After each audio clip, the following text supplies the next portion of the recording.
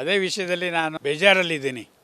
ಯಾಕೆ ಅಂದರೆ ನಮ್ಮ ಪೊಲೀಸರು ಇಷ್ಟೊಂದು ಕಷ್ಟಪಟ್ಟು ತನಿಖೆ ಮಾಡಿ ಒಂದೊಂದು ಒಳ್ಳೆಯ ಸೂಜಿ ಗಣ್ಣಿನಿಂದ ನೋಡಿಕೊಂಡು ಸೂಜಿ ಮನುಷ್ಯ ಹೇಗೆ ಎಷ್ಟು ಶಾರ್ಪಾಗಿರುತ್ತೋ ಅಷ್ಟು ಶಾರ್ಪಾಗಿ ಅವರು ತನಿಖೆ ಮಾಡ್ತಾಯಿದ್ದಾರೆ. ಯಾವುದೇ ಒಂದು ಮಾಡ್ತಾ ಇರ್ತಕ್ಕಂಥ ತನಿಖೆಯ ಒಂದು ತುಣುಕನ್ನು ಕೂಡ ಹೊರಗಡೆ ಬಿಡದೆ ಭಾಳ ನಿಷ್ಠೆಯಿಂದ ಮಾಡ್ತಾಯಿದ್ದಾರೆ ಅಧಿಕಾರಿಗಳು. ಅಂಥ ಅಧಿಕಾರಿಗಳಿಗೆ ಇಂಥದ ಒಂದು ಪಿಕ್ಚರನ್ನು ನೋಡಿದರೆ ಏನು ಅನಿಸೋಣ ಅಂತ ನನಗೆ ಒಂದು ಅನುಮಾನ ಬರ್ತಾಯಿದೆ. ಆದರೆ ವ್ಯವಸ್ಥೆನ ಕೆಡಿಸ್ಲಿಕ್ಕ ಅಥವಾ ವ್ಯವಸ್ಥೆನ ಉಳಿಸ್ಲಿಕ್ಕಾ ಇದು ಅಂತ ಇನ್ನೊಂದು ಪ್ರಶ್ನೆ ನಾನೇ ಹಾಕ್ಕೊಳ್ಬೇಕಾಗತ್ತೆ. ವ್ಯವಸ್ಥೆ ಉಳಿಸ್ಲಿಕ್ಕಾದರೆ ಏನು ಪೊಲೀಸರು ಕಷ್ಟಪಟ್ಟು ಮಾಡಿ ನನಗೆ ಜೈಲಿಗಟ್ಟಿದ್ದಾರೆ, ಅಲ್ಲಿಯೂ ಕೂಡ ಅದೇ ಪ್ರಮಾಣದಲ್ಲಿ ಒಂದು ಶಿಸ್ತಿನ ಕ್ರಮವನ್ನು ಅಥವಾ ಒಂದು ಶಿಸ್ತಾಗಿ ನಡ್ಕೊಂಡು ಕಾನೂನನ್ನು ಜಾರಿಗೊಳಿಸ್ಬೇಕಾಗಿತ್ತು. ಅಲ್ಲಿ ಮಾಡ್ತಾ ಇಲ್ಲ ಅಂತಂದಮೇಲೆ ಬೇಜಾರಾಗುತ್ತೆ. ಇದಕ್ಕೆ ಯಾರೇ ನನ್ನಂಥ ಒಂದು ಅಧಿಕಾರಿನೇ ಬೇಜಾರು ಬೀಳ್ತಾ ಇರಬೇಕಾದ್ರೆ ಸಾಮಾನ್ಯರು ಈ ಪಿಕ್ಚರನ್ನು ನೋಡಿದ್ರೆ ಏನು ಹೇಳ್ತಾರೆ, ಓ ಇವತ್ತು ಪೊಲೀಸರು ಅಂದರೆ ಪಾಪ ಕಷ್ಟಪಟ್ಟು ಕೆಲಸ ಮಾಡಿ ಜೈಲಿಗೆ ಕಳಿಸಿದ್ರೆ ಅಲ್ಲಿ ಎಲ್ಲ ಉಲ್ಟಾ ಆಗುತ್ತೆ, ಅಲ್ಲೆಲ್ಲ ಅವ್ರಿಗೆ ಪಾಠ ಹೇಳ್ತಾರೆ. ಯಾರು ಅವನ ಜೊತೆ ಇರ್ತಕ್ಕಂಥ ನಟೋರಿಯಸ್ ರೌಡಿಗಳು ಅಲ್ಲಿ ಜೈಲಲ್ಲಿ ಇರ್ತಾರಲ್ಲ ಅಂಥವರು.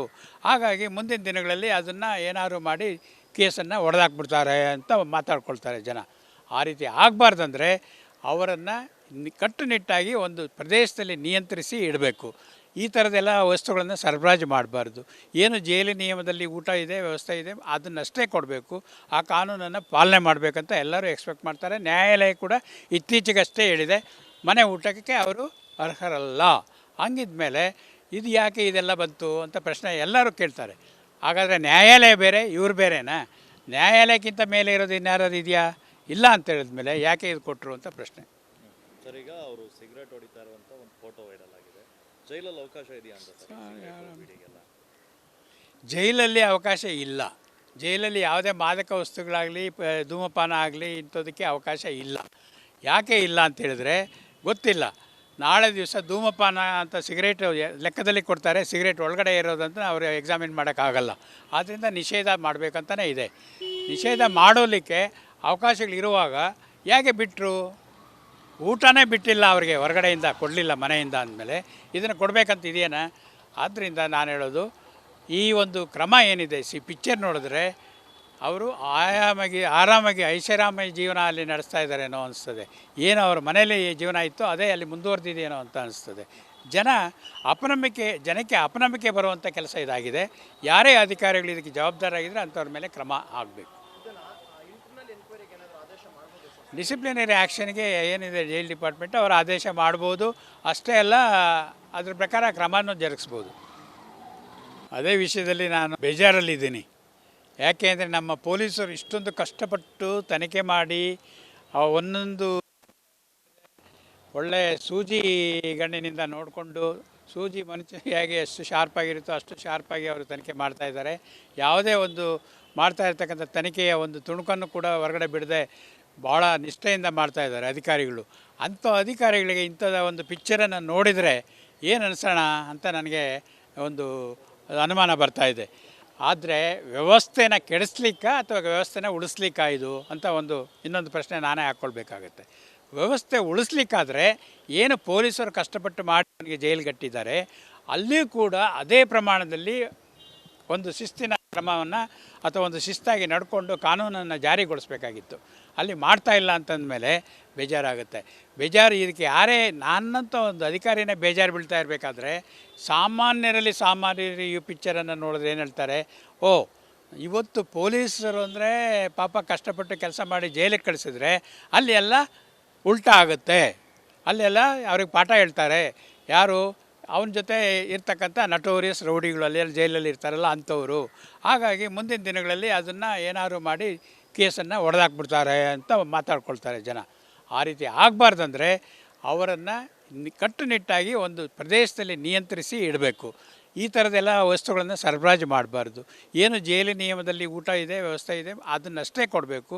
ಆ ಕಾನೂನನ್ನು ಪಾಲನೆ ಮಾಡಬೇಕಂತ ಎಲ್ಲರೂ ಎಕ್ಸ್ಪೆಕ್ಟ್ ಮಾಡ್ತಾರೆ. ನ್ಯಾಯಾಲಯ ಕೂಡ ಇತ್ತೀಚೆಗಷ್ಟೇ ಹೇಳಿದೆ, ಮನೆ ಊಟಕ್ಕೆ ಅವರು ಅರ್ಹರಲ್ಲ. ಹಂಗಿದ್ಮೇಲೆ ಇದು ಯಾಕೆ ಇದೆಲ್ಲ ಬಂತು ಅಂತ ಪ್ರಶ್ನೆ ಎಲ್ಲರೂ ಕೇಳ್ತಾರೆ. ಹಾಗಾದರೆ ನ್ಯಾಯಾಲಯ ಬೇರೆ, ಇವ್ರು ಬೇರೆನಾ? ನ್ಯಾಯಾಲಯಕ್ಕಿಂತ ಮೇಲೆ ಇರೋದು ಇನ್ಯಾರೋದು ಇದೆಯಾ? ಇಲ್ಲ ಅಂತ ಹೇಳಿದ್ಮೇಲೆ ಯಾಕೆ ಇದು ಕೊಟ್ಟರು ಅಂತ ಪ್ರಶ್ನೆ. ಸರ್, ಈಗ ಅವರು ಸಿಗರೇಟ್ ಹೊಡಿತಾ ಇರುವಂಥ ಒಂದು ಫೋಟೋ ವೈರಲ್ ಆಗಿದೆ. ಜೈಲಲ್ಲಿ ಅವಕಾಶ ಇದೆಯಾ ಅಂತ ಸರ್ ಸಿಗರೇಟು ಬೀಡಿಗೆಲ್ಲ? ಜೈಲಲ್ಲಿ ಅವಕಾಶ ಇಲ್ಲ. ಜೈಲಲ್ಲಿ ಯಾವುದೇ ಮಾದಕ ವಸ್ತುಗಳಾಗಲಿ ಧೂಮಪಾನ ಆಗಲಿ ಇಂಥದಕ್ಕೆ ಅವಕಾಶ ಇಲ್ಲ. ಯಾಕೆ ಇಲ್ಲ ಅಂತ ಹೇಳಿದ್ರೆ ಗೊತ್ತಿಲ್ಲ. ನಾಳೆ ದಿವಸ ಧೂಮಪಾನ ಅಂತ ಸಿಗರೇಟ್ ಲೆಕ್ಕದಲ್ಲಿ ಕೊಡ್ತಾರೆ, ಸಿಗರೇಟ್ ಒಳಗಡೆ ಇರೋದಂತ ಅವರು ಎಕ್ಸಾಮಿನ್ ಮಾಡೋಕ್ಕಾಗಲ್ಲ. ಆದ್ದರಿಂದ ನಿಷೇಧ ಮಾಡಬೇಕಂತಲೇ ಇದೆ.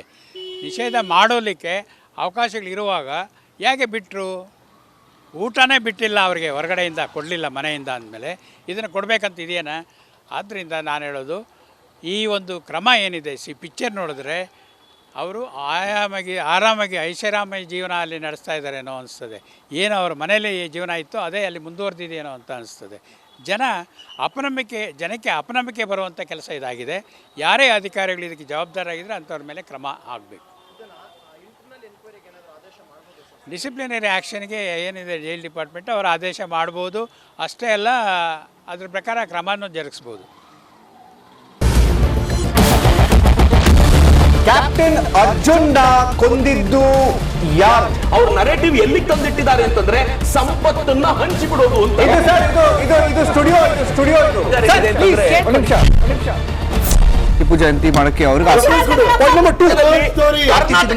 ಖಂಡಿಸಿದ್ರು. Very nice.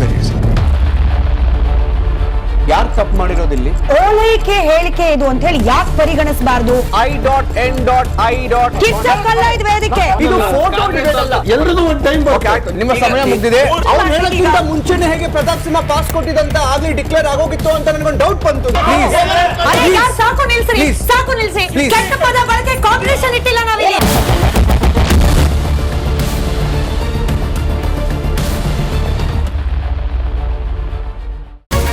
Republic word app ಇದು ಕೇವಲ ಅಪ್ಲಿಕೇಶನ್ ಅಲ್ಲ, ಸಮಗ್ರ ಸುದ್ದಿಗಳ ಸಂಪರ್ಕ ಮಾರ್ಗಕ್ಕೆ ಕ್ರಾಂತಿಕಾರಿ ಬದಲಾವಣೆ. ರಿಪಬ್ಲಿಕ್ ವರ್ಡ್ ಆ್ಯಪ್ ಕೇವಲ ಸುದ್ದಿ ಅಪ್ಲಿಕೇಶನ್ ಪರಿಚಯಿಸ್ತಾ ಇಲ್ಲ, ಬದಲಾಗಿ ಡಿಜಿಟಲ್ ಸುದ್ದಿ ಬಳಕೆಯ ಹೊಸ ಯುಗಕ್ಕೆ ನಾಂದಿ ಹಾಡ್ತಾ ಇದೆ. ಇದೊಂದು ಬ್ರೇಕಿಂಗ್ ನ್ಯೂಸ್, ಪ್ರಭಾವಶಾಲಿ ಕಾರ್ಯಕ್ರಮಗಳಿಗೆ ಗಟ್ಟಿಯಾದ ನ್ಯೂಸ್. ಇಲ್ಲಿ ಕೇವಲ ತಾಜಾ ಸುದ್ದಿ, ಅದರ ನೇರ ಪ್ರಸಾರ ಮತ್ತು ಚರ್ಚೆಗಳಿಗೆ ಮಾತ್ರ ಅವಕಾಶ. ರಿಪಬ್ಲಿಕ್ ವರ್ಲ್ಡ್ ಆ್ಯಪ್ ಡೌನ್ಲೋಡ್ ಮಾಡಿಕೊಳ್ಳಿ. ಗೂಗಲ್ ಪ್ಲೇಸ್ಟೋರ್ ಮತ್ತು ಆಪಲ್ ಆ್ಯಪ್ ಸ್ಟೋರ್ನಲ್ಲಿ ಲಭ್ಯವಿದೆ. ನಮಸ್ಕಾರ, ಕರ್ನಾಟಕ ಪ್ರೈಮ್ ಟೈಮ್ಗೆ ಸ್ವಾಗತ. ನಾನು ಜಯಪ್ರಕಾಶ್ ಶೆಟ್ಟಿ. ಇಡೀ ಕರುನಾಡು ಇವತ್ತು ರೆಬೆಲ್ ಆಗಿ ನಿಂತಿದೆ.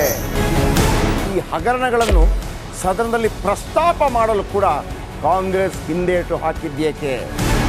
ನಿಮ್ಗೆ ಸಂಬಳ ಅದಕ್ಕೆ, ನಿಮಗೆ ವಾಹನ ಅದಕ್ಕೆ, ನಿಮಗೆ ವೆಪನ್ ಅದಕ್ಕೆ, ನೀವು ಅದನ್ನು ಸೆರೆ ಹಿಡಿಬೇಕಾಗಿದೆ. ನೀವು ವಿದ್ಯುತ್ ಬರ ಇದೆ ಅಂತ ಹೇಳ್ತಾ ಇದ್ದೀರಿ, ಎಲ್ಲಿ ಬರ ಇದೆ ನೀವು ಹೇಳಬೇಕು. ಪಾಕಿಸ್ತಾನ್ ಆಕ್ಯುಪೈಡ್ ಕಾಶ್ಮೀರ್ ಅದು ಎಂದೆಂದಿಗೂ ನಮ್ಮದು. 40 ಮೆಷಿನ್ಗಳು ತಂದಿತ್ತು ನೋಟ್ ಎಣಿಸುವುದಕ್ಕೆ, ಅದೇ ಹಾಳಾಯಿತು. ಮಥುರಾದ ಗಲಾಟೆ ಇದೆಯಲ್ಲ, ಅದು ಸ್ಥಳೀಯವಾಗಿ ಕೂತು ಪರಿಹರಿಸಬಹುದಾದಂಥ ಕಾನೂನಿದೆ. ಗ್ಯಾರಂಟಿ ಯೋಜನೆಯಿಂದ ನಷ್ಟ ಆಗಿದೆ, ಲಾಭ ಆಗಿದೆ, ದಯವಿಟ್ಟು ಹೇಳಿ. Dawood Ibrahim most wanted criminal ಯಾವಾಗಾದ ಅಂದರೆ ಇಲ್ಲಿ ತನಕ ಭಾರತ ದೇಶದಲ್ಲಿ ಓರ್ವ ದಲಿತ ಪ್ರಧಾನಿಯಾದಂಥ ಇತಿಹಾಸವೇ ಇಲ್ಲ.